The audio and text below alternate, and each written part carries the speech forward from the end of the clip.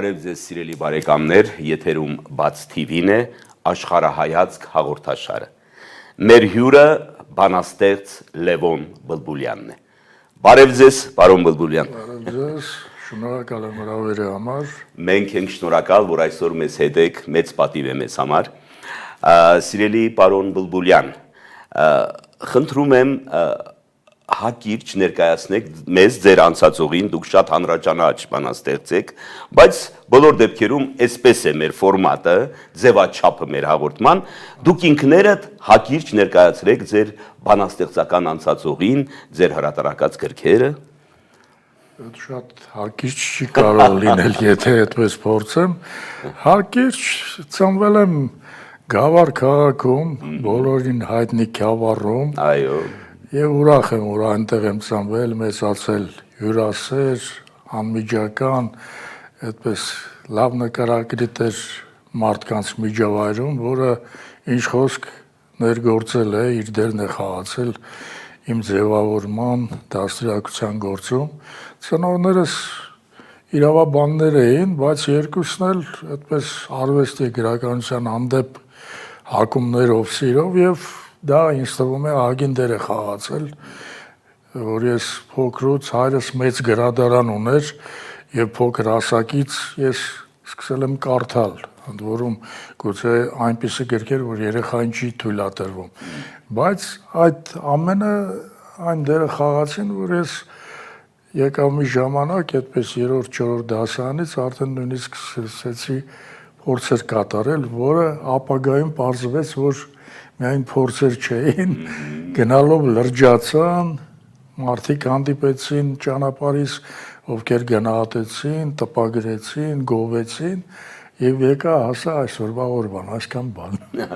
Զարմանալի է, չնայած զարմանալի չէ, բնական է ավելի ճիշտ, որ նայում ենք այսպես մեր բանաստեղծների կենսագրությունը, ընթերցասիրությունը մեծ դեր է ունեցել։ Ընթերցասիրությունը ոնց որ ընթերցասիրությունը խթան է հանդիսացել հետագայում բանաստեղծական թոթովանքների եւ հետագայում ձևավորման հարցում։ Սիրելի պարոն Բլբուլյան, մի քանի հարցեր կան ձեզ ուղված, բայց մինչև այդ ես մի բան կուզենայի ասել։ Դուք ինձ զարմացնում եք որպես բանաստեղծ, գիտեք, տարածված կարծիք է եւ դրա մեծ ճշմարտություն կա, որ պոեզիան, բանաստեղծությունը դա երիտասարդության, բնության զարթոնքի, ջահելության հետ սերտ կապված բնագավառ է, միջավայր է, բայց լինում են, այո, սերն ու պոեզիան միասին են, եւ զարմանալի մի բան կա, որ բնական է, որ շատ բանաստեղծներ 50-ից հետո, ասենք տարիքը տպավորիչ տարիքից հետո արդեն սկսում են այդպես ինտենսիվ չստեղծագործել, բայց լինում են բանաստեղծներ, որոնք չասեմ պատկառելի հասուն տարիքում շարունակում են ստեղծագործել, երևի թե սա կոչվում է բանաստեղծական երկրորդ շնչառություն։ Դերասաններն են նման բան ունեն, օրինակ, բերեմ այդ օրինակը մեր փառահեղ դերասանի Գուրգեն Ջանիբեկյանի, չէ, շատ երիտասարդ ժամանակ էլ նա հրաշալի դերասան էր, շատերն էլ երիտասարդ տարիներին ասում են դերասանը մինչև 50 տարեկանը ինչ խաղաց, բայց ահա Գուրգեն Ջանիբեկյանի ֆենոմենը նաև նրանում էր, որ հետագա տարիներին, հասուն տարիքում նոր երանգապնակ, նոր դերեր եւ այսպես բանաստեղծներ են լինում, այսպես է, առակը զայս ցուցան է։ Բացառություններ եղել են, լավագույն օրինակ է ձեր ասացի Վահագն Դավթյանը, որովհետեւ նա միջև իր կյանքի վերջը հրաշալի սիրելգակ էր եւ այլն բանաստեղծություններ ունի։ Չէր սպառվում բանաստեղծական այդ ավյունը մուսան։ Եվ այս տեսակետից, պարոն Բլբուլյան, ես հետևելով ձեր վերջին տարիների ուրեմն գործերին, ստեղծագործություններին, եկա այն համոզման, որ դուք էլ այս տիպին եք պատասխան, բանաստեղծական այս բանաստեղծների շարքին եք պատկանում, որովհետև չէ, սա կոմպլիմենտ չէ, հաճույքախոսություն չէ, պարոն Բլբուլյան, սա ճշմարտություն է, որ նույնիսկ գիտեք ինչն է հետարքիր գործեր եք շարունակում լույս աշխարհ բերել եւ նաեւ գնում եք ժամանակի հետ եւ երբեմն մեր այս ժամանակի բարդությունները, վարիև վիճակը, այս ամեն ինչը իր նուրբ արտացոլանքն է գտնում, այսինքն ժամանակի հետ եք գնում, ոչ թե ձեր աչքն եք քաշում ու ստեղծագործում եք, այլ ժամանակի շնչի հետ է ձեր նոր գործերը նայում։ Որումն է, ինչումն է գաղտնիքը ձեր ստեղծագործական երկարակեցության, որպես բանաստեղծ։ Դժվար է բացատրել, սիրելի Սամվել։ Դա տեսակի հարց է, տեսակի հարց է։ Իմ առաջին գիրքը կոչվում էր «Քեզ սերն է ծնել»։ Այսինքն իմ պոեզիան ի սկզբանե սիրուց է ծնվել, սիրո բանաստեղծություններ են ծնվել, սիրո խոհեր, հիասթափություններ, ոգևորություններ, եւ դա խորհրդանշական էր մի տեսակ։ Երկրորդ գիրքս կոչվում էր «Համբույրի ծաղիկ», երրորդ գիրքս «Գաղտնիքների խեցի»։ Ինքնին վերնագրերը հուշում եմ, որ սիրո թեման անվերջ շարունակվել է իմ կենսագրության մեջ եւ հետագայում էլ է շարունակվել։ Գուցե մի քիչ պակասել է խոհական բանաստեղծությունները մղվել են առաջի պլան, բայց սերը միշտ եղել է այսպես, ուղեկցել է։ Իմ 10-րդ գիրքը կոչվում էր «Գիրք սիրո», որի մեջ արդեն իմ բերված սիրո տարբեր ժամանակներին ծնված իմ բանաստեղծությունները եւ երգերը։ Մի խոսքով տեսակի խնդիր է։ Այո։ Եվ ուրախ եմ, որ այդպիսին է, եւ դրան գուցե նպաստում է նաեւ այն, որ ես երգեր եմ գրում, երգերը կամա սիրուն են, ուղղվում դեպի սերը, սիրո թեմայով են մեծ մասամբ, չէ՞ ծնվում, եւ դա էլ խթանում է մի տեսակ։ Այդ ձեր խոսքից կարծես բխեց մեր հաջորդ հարցը, որովհետև ձեր երկրպագուներից մեկը այսպիսի մի հարց է տվել. ինչպես է պատահում Գուրգեն անուն ազգանունը չասեմ, Գուրգենյան ազգանունով տիկին, ուրեմն ինչ է ասում, մեծ սիրով եմ լսում այն երգերը Բլբուլյանի խոսքերով, ինչ գեղեցիկ համահունչ երաժշտությանը, իմաստով, եւ ցավով ժամանակակից որոշ երգեր լսում եմ եւ զարմանում եմ։ Նախ բառակույտ է իմաստի առումով, բայց դա էլ մի կողմ դնենք, ասում է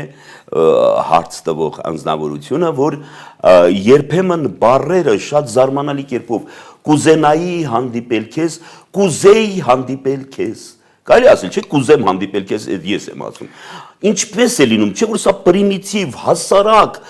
շարահյուսություն է, ոնց կարելի է հայերենի այդ բառը մի ուրիշ հոմանիշով չփոխարինել։ Դա դեռ չարած փոքրագույնն է, առհասարակ ասելիքը հիմնականում բացակայում է, կամ այնքան պարզունակ, այսպես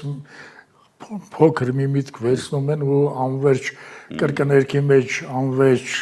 երկարաձգելով նյարդերի վրա ազդում են։ Այդ մասին առիթներ շատ եմ ունեցել խոսելու, գրելու, կիսվելու եւ ոչ միայն ես, մեր բնակավարի մարդիկ եւ մեր լավագույն կոմպոզիտորները, բայց փաստը մնում է փաստ, որ շարունակվում է այդ երևույթը։ Ես մի առիթով ասեցի, էլի նման հարցի պատասխանելով, որ եթե խորհրդային ժամանակների երգերը վերցնենք, ասենք հանրային ռադիոյի ձայնադրահանից պատահական ընտրությամբ վերցնենք 1-2 երգ, ոչ մեկի մեջ սխալ չեք գտնի մտքի առումով, շեշտադրության առումով, ասելիքի առումով, ոչ մեկի մեջ չեք գտնի արաբաթուրքական ինչ-որ տարեր, հնչերանգներ, որովհետև այն ժամանակ կար հսկողություն, այն ժամանակային չափանիշներ եւ թույլ չէին տա, պարզապես թույլ չէին տա, որ այդ խոտանը մտներ եթեր, ռադիո, հեռուստատեսություն։ Հիմա չկա այդ արգելքը, հիմա ընդհակառակը ով որ փող ունի, ով որ ծանոթ ունի, իր ամենաանմիտ խոսքերով եւ ամենաթույլ երգը կարող է կլիպի վերածի, ներկայացնի, պտտի եւ երգը դարձնի հիթ, որը փչացնում է ճաշակ, որը նորմալ ունկնդրի համար պատիժ է պարզապես, ուղղակի պետք է ինչ-որ մի բան արվի, պետք է այդ խորհրդի ժամանակին գեղխորհուրդը որ կար, գիտեք երևի, այդ գեղխորհրդի պես մի բան ստեղծվի, որը պարզապես ակնհայտ խոտանի ճանապարհը փակի։ Ես չեմ ասում խորհրդային ժամանակների պես գաղափարախոսական արգելքներ լինեն։ Մյուս ծայրահեղությունը լինի։ Բայց խոտանը այնքան շատ է բոլոր եթերներում։ Ես մեկ-մեկ որ լսում եմ, նենց հանուն հետաքրքրության, ասում եմ, եթե հիմա ծաղկախաղ անեմ եւ ներկայացեմ, ուղղակի մի պատկառելի գիրք կարելի է կազմել այդ անհետեցությունների եւ անճաշակության օրինակներով, էլի։ Եվ գիտեք ինչն է զարմացնում, պարոն Բլբուլյան, այդ կլիպ կոչվածներից որ նայում ես, այս գեղգեղանքը, թրքա, խառը, արաբա, այս ամեն ինչը բառակույտ անիմաստ եւ ապշելու բան է, ինչպես են լայքում, կեցես, հրաշք է, հրաշալի է, այդքան շրջապատն է, մտերիմներն են, թե ուղղակի ցածր ճաշակի արգասիկ է։ Ցավոք իմ կարծիքով ցածր ճաշակ է, որտեղ նույն բանը կարող եմ ասել պոեզիայի վերաբերյալ։ Համացանցում, կոնկրետ Facebook-ում, որտեղ ես կամ, այո, հետևում եմ, տեսնում եմ ձեր ասածը նույն, այնքան թույլ գործերի տակ հիացական բաներ են գրում, մեծատաղանդ արարում, գոնե այդ արարում բառը չասեմ, ինչ հրաշալի արարում է, ինչ չգիտես, մի խոսքով գերադրական աշճաններով գովում են, ես մի առիթով էլի այտենց ասեցի զրույցի ժամանակ, որ ինչպես երգերը փչացնում են մեր երիտասարդների ճաշակը, նրանք նորմալ երգ հիմա երևի չընկալեն եւ չուզենան լսել, որտեւ անverջ առավոտից իրիկուն այդ տիպի երգերը լսելով, նրանք արդեն քնարական, գեղեցիկ, պոետիկ երգերը չեն ընկալի եւ կհամարեն թույլ։ Նույն կերպ հիմա ես պատկերացնում եմ, այսինքն դեգրադացիա, ճաշակի երիտասարդները, պատանիները, երեխաները, որ ասենք հետևում են եւ կարդում են այդ բանաստեղծությունները, որոնց տակ գրված է արարում, հրաշք, այսինչ մեծատաղանդ գործ է, հերթական գյուտն է եւ այլն եւ այլն, այդ երեխաները ինչ են հասկանում դեռ պոեզիայից։ Նրանք դա չափանիշ են դարձնում եւ արդեն կառաջնորդվում են դրանով։ Եվ նրանք վաղ այսօր ոչ Պաուլ Սևակ կգնահատեն, ոչ Չարենց, ոչ Համոսայան եւ ոչ էլ Լևոն Բլբուլյան հավանաբար։ Ցավալի է, որ երկուս էլ լինելով բավականին լավատես մարդիկ, չէ, լավատես ենք երկուսս էլ մեր զրույցներում, բան, այսօր ստիպված ենք տխուր բաներ խոսել, որովհետեւ ցավոք այդպեսին է իրականությունը եւ արկա է նման բան։ Եվս մի հարց ձեզ, պարոն Բլբուլյան, ինձ հայտնի է Սիլվա Կապուտիկյանի ասած ջերմ խոսքերը ձեր մասին, երբ դուք երիտասարդ բանաստեղծ եք։ Մեր մեծերի մասին ինչ կասեք, որևէ առնչություն ունեցել եք նրանցից ոմանց հետ շփումներ։ Սիլվա Կապուտիկյանի հետ կարելի ասել մոտիկ բարեկամական հարաբերությունների մեջ էի։ Նրան շատ եմ հանդիպել եւ գրական միջոցառումների ժամանակ եւ աշխատանքի բերումով, երբ ռադիոյում էի աշխատում հարցազրույցներ եմ արել, շատ անգամ եղել եմ իրենց տանը, որը հիմա իր տուն-թանգարանն է, եւ ասեմ տպավորությունս այնքան ինքը անմիջական մարդ էր այդպես եւ այնքան սիրում էր երևի երիտասարդների հետ կիսվել, խոսվել, եւ ես հյուր էի լինում իրեն, կամա սկսում էր ինքը հարցազրույց վարել ինձ հետ, սկսում էր հարցեր տալ, կարծես ուզում էր ստուգել իմ կարծիքը քաղաքական մթնոլորտի մասին, ընթացիկ գրական մթնոլորտի, այդպես զգում էի, որ իրան հետաքրքրում է, ու դրանից անցնում էր արդեն անձնական, ընտանեկան այդպես հարցերին, հետո նոր թույլ էր տալիս, որ ես հարցազրույցի անցնեմ։ Եվ իհարկե շոյված եմ, որ իմ 55-ամյակի առիթով, երբ իրեն նվիրել էի հենց գիրք սիրո բանաստեղծություններից ժողովածուն, ինքը հաղորդում եղավ եւ այդ հաղորդման մեջ իմ մասին շատ ջերմ այդպես արտահայտվեց, շնորհավորեց։ Հետո հիշում եմ, երգի մրցույթ էր, երգի չէ, մեր հիմնի վերաբերյալ մրցույթ էր, հիմնի փոփոխության նման փորձեր մի 2-3 անգամ եղել է, բայց այդպես էլ մեր հիմնը չփոխվեց, չնայած ես այն կարծիքին եմ, որ պիտի փոխվի, ոչ միայն ես եմ այդ կարծիքը։ Շատ էր, էլի, երևի 90%-ով, երևի դրա ժամանակն էլ կգա։ Եվ ես շատ ուզեցի, երբ ես էլ էի գրել, մրցույթին մասնակցում էի, ուզեցի իր կարծիքը իմանալ եւ ասեցի Սիլվա, ուզում եմ ձեր կարծիքը իմանամ, նոր ներկայացնեմ։ Ու հիշում եմ, որ ինքը կարդաց, լսեց, ես տվել էի նաեւ ձայնագրել արդեն, Բան մեկ էլ կանչեց իր այդ տանտիրուհուն, ոնց են ասում, մի կնոջ, որը իրեն միշտ օգնում էր իր հետ, արի, լսի տես ինչ հետաքրքիր երգ է ստացվել, բան ես կուզենայի, որ սա հաղթեր։ Այդ նման խոսակցություն հիշում եմ վերջի հանդիպումներից էր դա։ Հետո ասեց, որ դե գնա արձանի, հանգստանալու բան, մի ամիս հետո այդ բոթը լսեցի, ափսոս, ուղղակի շատ ափսոս։ Բայց որ նա ապրում է եւ վայելում է ամենայն հայոց բանաստեղծու կոչումը տիտղոսը, այդ ամեն մեկին չի տրվում, չէ՞։ Անկասկած։ Իմիջայլոց հիմա բանաստեղծուհիները շատ շատացել են, լավ է իհարկե, եւ շնորհալի տաղանդավոր բանաստեղծուներ կան, բայց չեք գտնում, որ շատացել են։ Բանաստեղծուհիները ավելի շատ են, քան բանաստեղծները։ Նման բան հայ պոեզիայում չի եղել։ Երբեք չի եղել։ Առհասարակ բանաստեղծները, որ շատացել են, այդ մասն էլ եմ առիթ ունեցել խոսելու, արժե զրկում են բանաստեղծ հասկացողությունը, բանաստեղծի կոչումը։ Լավ շատացել են, բայց էլի չկա։ Տպագրվելն է շատացել, մատչելի է դարձել։ Այդ չափանիշը էլի, որ խոտանի արգելքը միջակության դեմը փակվի, դա հնարավոր չի։ Պարզապես հնարավոր չի։ Եվ այո, գրքեր են տպագրվում, շնորհանդեսներ են արվում, երբեմն էլ լուրջ մարդիկ գալիս միջակցություն են գովում ցավոք, եւ դա չափանիշները լրիվ գցել են։ Եվ վատ այն է, որ կարծես տպագրվելը դարձել է մատչելի, տպագրում են ով հնարավորություն ունի, ոտանավոր է գրում, արդեն տպագրում է եւ մյուս կողմից էլ զարմանալի ձևով ընթերցողներն են շատ պակասել։ Ընթերցողները պակասել են, ոնց որ ասում են, մեկ Facebook-ում ինձ մեկը գրել էր այտենց մի քիչ հեգնանքով, թե պարոն Բլբուլյան, դե պոեզիան հիմա ինչ դուք գրում եք, դուք էլ կարդում եք էլի իրար։ Չէ, այդքան էլ ճիշտ չի իհարկե, բայց ճշմարտություն։ Մի որոշակի տոկոս իհարկե կա, մարդիկ կան առանց պոեզիայի, այդ իրանց էլի տեսակն է, իրանց հակումներն են, որ առանց պոեզիայի կյանք չունեն, մի օրինակ էլ դուք եք։ Մեր պոեզիայի լավագույն պրոպագանդիստը ես կասեի եւ իսկական գիտակ, ինչպես համոզվել եմ տարբեր երեկոների ժամանակ, բայց պոեզիան կամաց դառնում է դասական երաժշտության պես մի բան, որ հասու է միայն քչերին, որ հասկանում են, գնահատում են քչերը միայն ու գիրք են գնում։ Իր ժամանակին հանրամատչելի էր ավելի լավ առումով։ Եվ դրա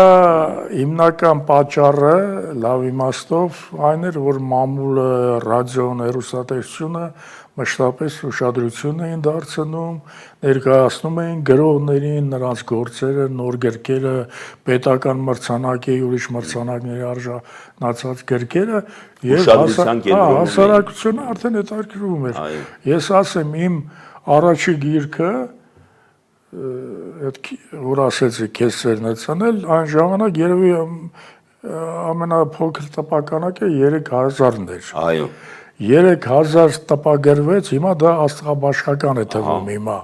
Հիմա 300, 500։ Սովորաբար 25000 հիշում եք, 25000 տպական։ Ես որոշ ժամանակ անց ուզում էի գնել գիրքս, որ նվիրեի ծանոթներիս, նոր ընկերներիս ման, արդեն գիրքը չկար, 3000։ Այո։ Հիմա կարող է 5000 օրինակ տպագրես, ամբողջ տարի անցնի, մի քանի տարի անցնի, դեռ գիրքը 5000 չեն տպագրում, 500, 1000։ Չէ, լավագույնը 1000-ն է այսօր, լավագույնը։ Որտեղ 5000 ասացիք, շփոթեցիք Շատ վատ է, դա խոսում է մեր հոգևոր այդպես ցուցանիշի անկման մասին, էլի, որ լավ երգերը քիչ են լսվում, ճշմարիտ պոեզիան քիչ են կարդում, քիչ է պրոպագանդվում, որևէ հեռուստաալիք ասեք, որը ունի գրական մշակութային կա 1-2, բայց որ ունենա գրական հաղորդում, չկա, որտեղ ներկայացվի պոեզիա, չկա։ Դասական երաժշտություն էլ չի հնչում որևէ ալիքով։ Հանրային ժամանակ մի ալիք էր եւ որոշ օրերի, որոշ ժամերի հնչում էր։ Հիմա ասում են, թե դա քանի որ մասնավոր ալիքներ են, դա իրենց գործն է։ Ես կարծում եմ, եթե պետական միջամտություն լինի, իրենց գործը չի կարող լինել։ Կարող են իրենք պայմաններ դնել ծրագրերի բաների մեջ, չէ՞։ որ ամեն մի ալիք այսքան ժամ տրամադրվի ամսվա մեջ դասական երաժշտությանը, պոեզիային, կամ ունենա գրական հաղորդում անպայման։ Մենք ասում ենք կարդացող ազգ ենք, մեր գրքեր ենք բերել, չէ՞ մեր շալակին գաղթի ժամանակ եւ այլն, ապարտանում ենք դրանով, բացի մի դրա հետքը կամաց ոնց որ անհայտանում է։ Հիմա երևի ծիծաղում են միայն նրանց վրա, ովքեր գիրք են կարդում, պոեզիա են կարդում ու սիրում։ Այդպես է։ Պարոն Բլբուլյան, ուրեմն հաջորդ հարցը երևի շատ խիստ էինք, որովհետև տղամարդ է հարց տվել, հիմնականում կանայք են հարց տալիս, ի ուրախություն մեզ բոլորիս, ձեր սիրո պոեզիան իր դերը ունի երևի, ուրեմն տղամարդ է հարցնողը, եւ հարցնում է, հիացմունքով եմ կարդացել ձեր թարգմանությունները, պարոն Բլբուլյան։ Ինչ նոր հեղինակ եք թարգմանում եւ այդ ուղղությամբ ինչ որ բան անում եք, նոր թե ոչ։ Ամենաթարմը որ առիթ ունեցա նվիրելու Բուլատ Օկուջավան։ Բուլատ Օկուջավայի ժողովածուներ, որը տպագրվեց եւ շնորհանդեսը ընդամենը մի ամիս առաջ տեղի ունեցավ, շատ հրաշալի այդպես մթնոլորտում, ես շատ մասնակցել եմ տարբեր շնորհանդեսների, նման մթնոլորտ չեմ հիշում։ Դա երևի իր հանդեպ սիրուց է եւ մարդը չկա արդեն 30-ից ավելի տարի, ուրեմն մարդիկ սիրում են, մարդիկ հետաքրքրվում են։ Շնորհանդեսի ժամանակ շատերը իրենք ասմուկում էին, իրենք երգում էին երգիչների հետ։ Բոլորը ուզում էին գիրքը նվեր ստանալ, բայց ես այսպեսի բան արեցի, մրցույթի պես մի բան, որ ով լավ արտասանում էր կամ լավ երգում էր, ստանում էր իմ մակագրությամբ ճիշտ է, ով իսկապես սիրահարներ Օկուջավայի։ Եվ հիշում եմ, որ հրաշալի մթնոլորտ էր, շատ լավ էր, ես իմ արածից հաճույք զգացի, որ իզուր չեմ արել, եւ կարծում եմ մարդիկ կետաքրքրվում են կգնահատեն, բացի այդ ասեմ, որ նրա մայրը հայ էր, հայուհի էր, նա մոր կողմից եւ ընդ որում Վահան Տերյանի ազգակիցը մայրը եւ հայտնի գեղանկարիչ Դմիտրի Նալբանդյանի քույրը։ Այսինքն արմատները հայկական են եւ դրսևորվել են նրա եւ երգերում, սցենարներում, արձակում, նա բազմաշնորհ էր։ Իսկ նոր թարգմանական բան, նոր Մոսկվայում մի գիրք տպագրվեց, ռուսական ժամանակակից պոեզիա, հայերեն ռուսերեն զուգադիր։ Եվ այդ գրքում տպագրվել են 35 ժամանակակից ամենաճանաչված սիրված բանաստեղծներ, եւ այդ գրքում 7 հեղինակների թարգմանությունը վստահեցին ինձ, հաշվի առնելով ձեր այդ կարծիքը, որ այդ գիրքը ձեր կբերենք։ Ստվար գեղեցիկ հատոր լույս տեսավ այդպես, իսկ ընթացքում նոր ծրագրեր կծնվեն, իմ մոտ այդպես է, անպատրաստից է լինում, ասունանում է ու հանկարծ ծնվում։ Այո, լավ բանաստեղծը նաև լավ թարգմանիչ է եւ պատահական չի, որ մարդիկ սպասում են անհամբեր եւ մարդիկ գնահատում են նաև ձեր թարգմանությունները։ Շնորհված եմ նման գնահատականի համար։ Այո, գիտակ մարդ է հարցը տվել, գիտակ մարդ։ Պարոն Բլբուլյան, սա մի քիչ մեր հաղորդումը քաղաքական չէ, բայց ուզենք չուզենք, մեր երկրի ապագան, որպես մտավորական, որպես բանաստեղծ, ինչպես եք պատկերացնում, արդյոք լույս տեսնում եք թունելի վերջում։ Հարց տվողը Ես այն տեսակն եմ, որ միշտ էլ տեսնում եմ թունելի վերջում հույս, ինչ էլ լինի, ինչ էլ կատարվի, եւ այն հորետեսական կարծիքները, որ երբեմն ծայրահեղացվում են քաղաքական նպատակներով ընդամենը, որ սրան սևացնեն կամ սրան անեն երկինք, ես ընդհանրապես չեմ ընդունում, տանել չեմ կարող դա։ Իրականությունը իրատեսորեն պիտի նայել, գնահատել եւ ինչ որ դրական տեղաշարժեր ես տեսնում եմ այն քաղաքական կողմնորոշման իմաստով։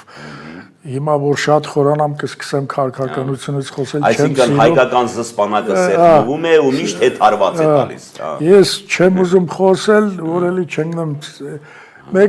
մեկ ամենաճիշտ բանն էլ ասես,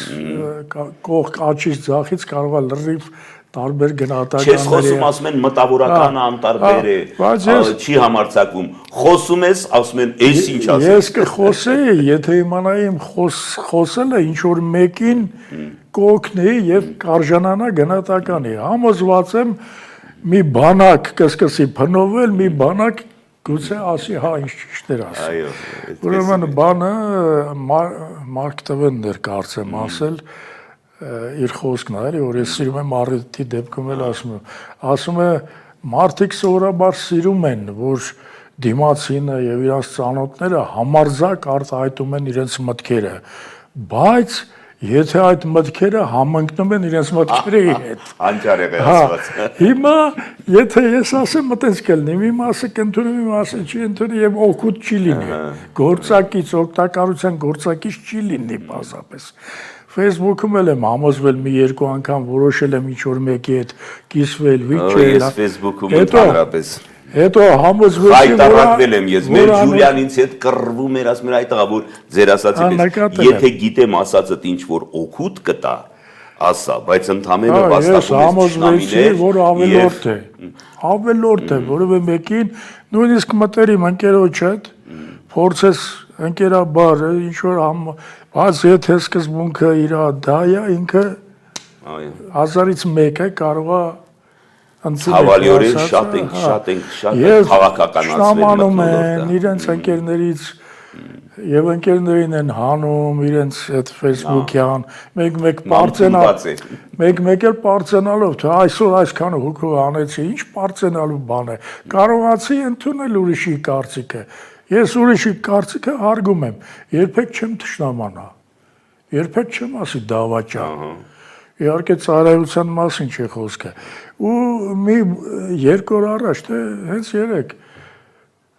ուրեմն հանդիպեցի Մրոյի երգիչ, Մրոյի խոսքներ ի պատասխան Ախվերդյանի։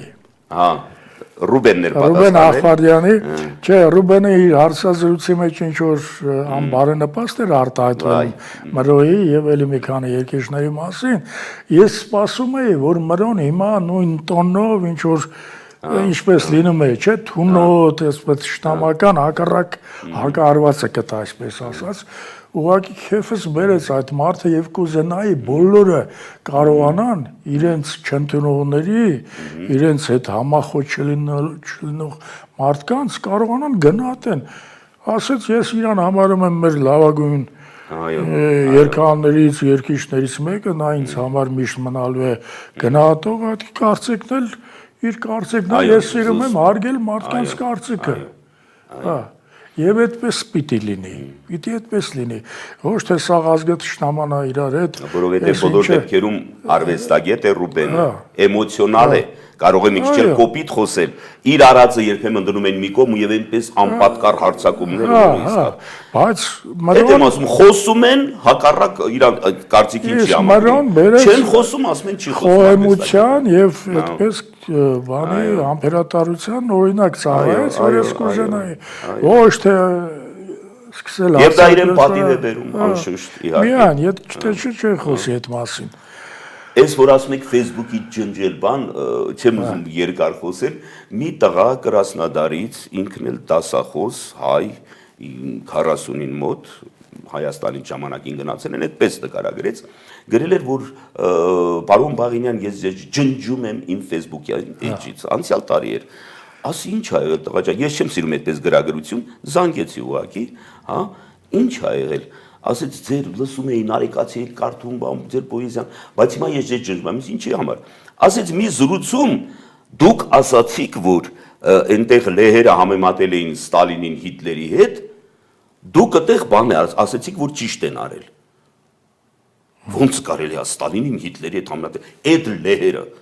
ես ատում եմ այդ լեհերին, սենց էլի էս բանով։ Ասի մի րոպե, միչև քո ատելությանը հասնելը։ Ուզում է անպայման Միչև քո լեհերին ատելը ասի, մի բան ասեմ քեզ ուղակի։ Ես սխալվել եմ։ Ստալինն ավելի ահավոր է, քան Հիտլերը։ Որտեվ Հիտլերը այդքան մեծ չի վնասել, ինչքան Ստալինը ասի։ Ու էլ չխորացա։ Սխալվել եմ ասին, էս ինչ եք ասում, բան ասի, իսկ լեհերին ինչու ես ատում։ Դու եղել ես Լեհաստանում, ոչ։ Գիտես Լեհաստանի պատմությունը, ոչ։ որևէ լեհ քեզ վատություն արել է, այդ է Ինչ էր ատում։ պատասխանը ապշեցուցիչ էր։ Եվ մարդը դասախոս է։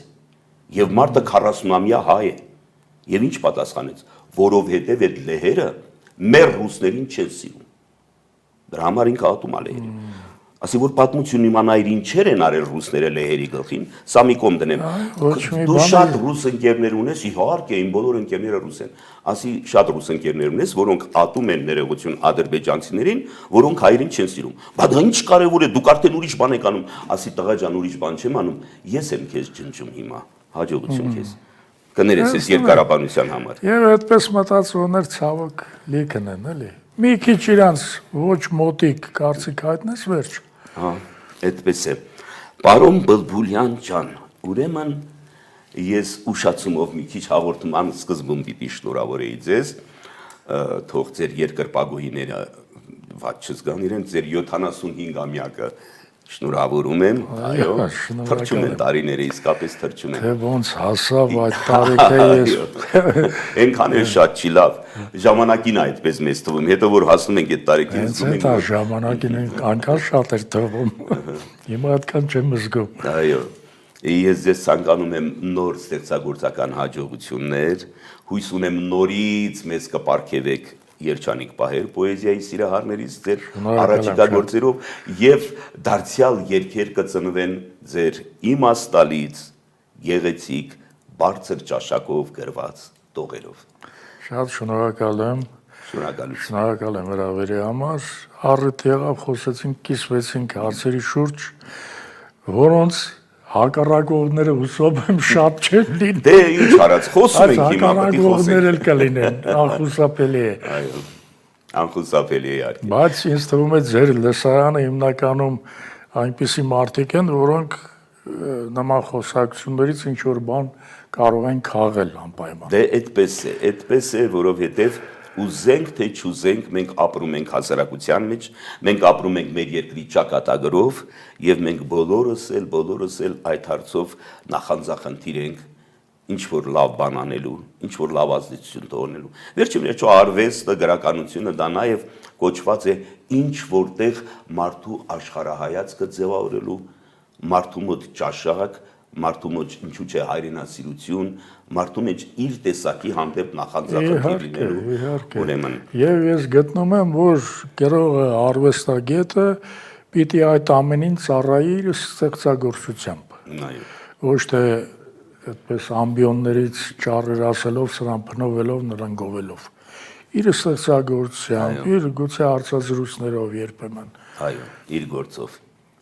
Շնորհակալություն, պարոն Բլբուլյան, հաջողություն ձեզ։